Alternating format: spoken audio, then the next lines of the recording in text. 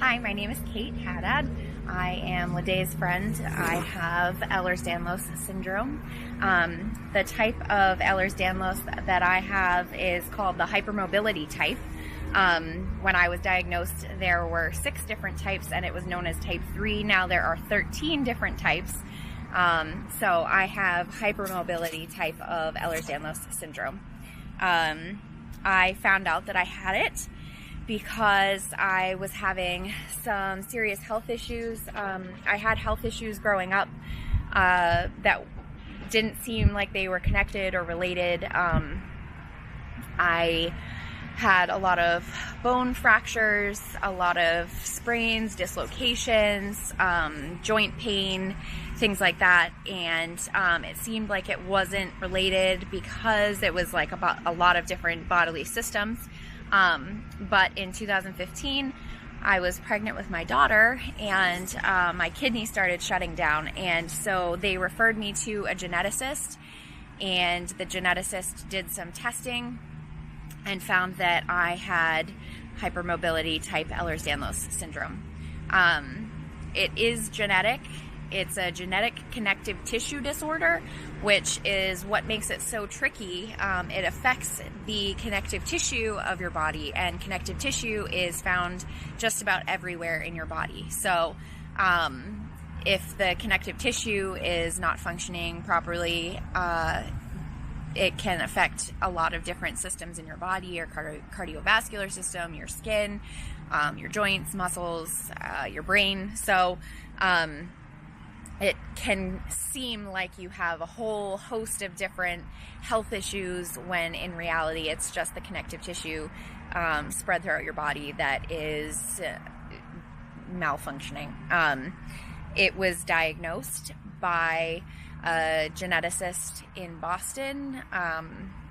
He did a physical exam to find different markers, like if you can bend your thumbs all the way back down to your wrist, if your joints are hypermobile, if you can stretch your skin out, which my skin is extremely stretchy. There's just different types of physical exam findings that point to Ehlers Danlos syndrome, and are very common among people with hypermobility type specifically.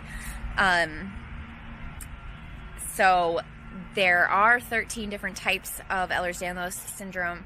The type that I have currently is not one of the types that they have done the gene mapping for. They have the known genetic markers for many of the other types. They don't have the genetic marker for the hypermobility type yet. So I'm actually part of a research study through Boston Children's Hospital in Boston, Massachusetts. Right now, they are trying to do the research to find which gene marker it is that is associated with Ehlers Danlos hypermobility type. So hopefully by the time that they test my kids, we will be able to just do a quick blood test and test for that genetic marker instead of going through everything that I had to go through. But for now, it's physical exam findings that they use for this specific type. It is genetic, so there's a 50% chance that my kids will have it. There's a 50% chance that they won't, but we won't know until they're about kindergarten age, and then they'll start doing testing. A lot of the flexibility that they look for would be very similar to the flexibility of a baby or a toddler anyway, so it's really hard to differentiate when they're so young. But it is genetic. It's a very difficult disease to live with because you never know when you're going to have a pain flare-up. You never know when you're going to catch a virus or something that's going to put you out of commission very quickly. It affects your immune system pretty drastically because your body is so fatigued and overworked that it's in a state of stress, and so it can affect your immune system. So it's pretty easy to get whatever colds are going around, things like that. It's not the type that I have is not the most difficult type to live with, absolutely. I am very blessed to have what they call the easy type of Ehlers Danlos. It's the easy one to live with. There are different types. The vascular type, for example, your aorta can just rupture. You can have an aortic aneurysm and then you just die. So that's definitely one of the scarier ones to live with, and you really have to be careful not to put stress on your heart. It's not an easy disease to live with. I have a significant amount of joint pain all the time. I have a lot of trouble sleeping because my joint pain wakes me up or keeps me from getting comfortable. I have levels of fatigue that are probably much higher than the normal average person. I need a lot more rest to let my body bounce back. One of the greatest ways that I think it's affected me is that I am a competitive powerlifter. So I get injured a lot more than most powerlifters. I don't recover as quickly from my lifts or from competing as most powerlifters.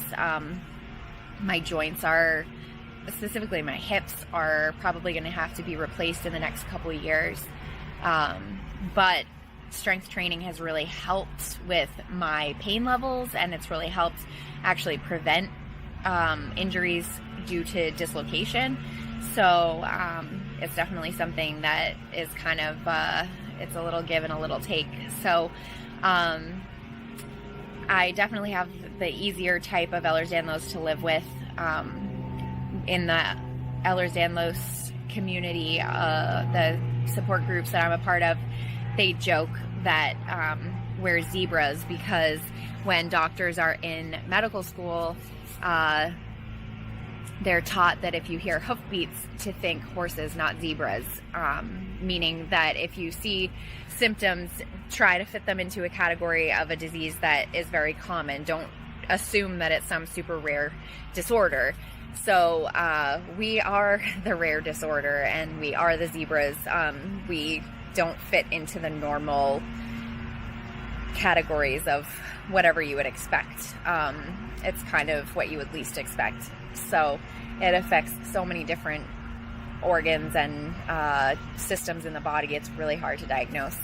But it could be much worse. I'm very thankful that I'm still fully functioning. I can use my body, to exercise and to take care of my kids. I have friends who also have hypermobility type of Ehlers Danlos, and even in their mid-20s and mid-30s, I have a few friends who are in wheelchairs, or they have braces on their legs and things like that because the degeneration in their joints is just so significant. So I feel very blessed that that is not the case for me, but it is the case for a lot of people, and it's very challenging finding doctors who can help with the pain and the dislocations and all the problems that go along with it, because it's such a rare disorder that most people don't really know anything about it.